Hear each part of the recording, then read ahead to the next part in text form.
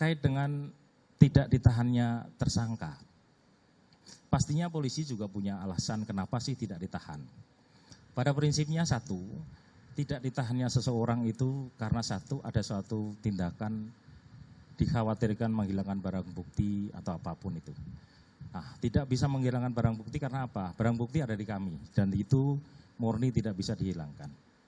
Yang kedua, ada penjamin dari orang tua tersangka, dalam hal ini anggota kepolisian, dan dia juga punya komitmen untuk selalu bisa menghadirkan kapan saja diperlukan saudara ARP ini untuk hadir dalam hal ranah untuk melengkapi penyidikan.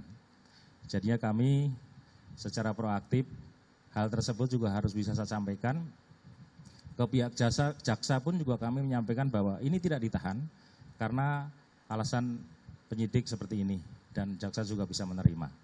Terus nanti untuk selebihnya kami juga akan melaporkan hal-hal terkait komunikasi kami dengan jaksa. Semoga aja ada jalan terbaik dan jalan segera untuk jaksa menganggap berkasnya lengkap sehingga tanggung jawab seluruh peristiwa dan barang bukti berikut tersangka segera akan kita limpahkan ke jaksa penuntut umum, dalam hal ini Kejari Jakarta Timur. Saya rasa cukup sekian. Terima kasih. Terkait dengan intimidasi, izin saya menjawab hal tersebut tidak ada intimidasi. Kami yakinkan kepada rekan-rekan sekalian bahwa kita murni tidak ada intimidasi dalam penyidikan ini. Dan kami kedepankan, saya punya keyakinan dan kita juga masing-masing punya iman, intimidasi yang kita lakukan tidak ada. Dan kita murni profesional kaitannya dengan penyidik secara netral, tidak melihat ini anak polisi, itu anak bukan, itu siapa. Kita nggak melihat seperti itu. Ranah kita adalah satu, ada garis yang harus kami luruskan, dan garis itu semuanya ada SOP-nya di ranah kami sebagai penyidik lalu lintas Polda Metro Jaya.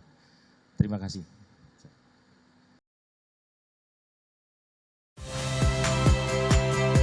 Saya Magister Tarigan. Saksikan program-program Kompas TV melalui siaran digital, pay TV, dan media streaming lainnya. Kompas TV, independen, terpercaya.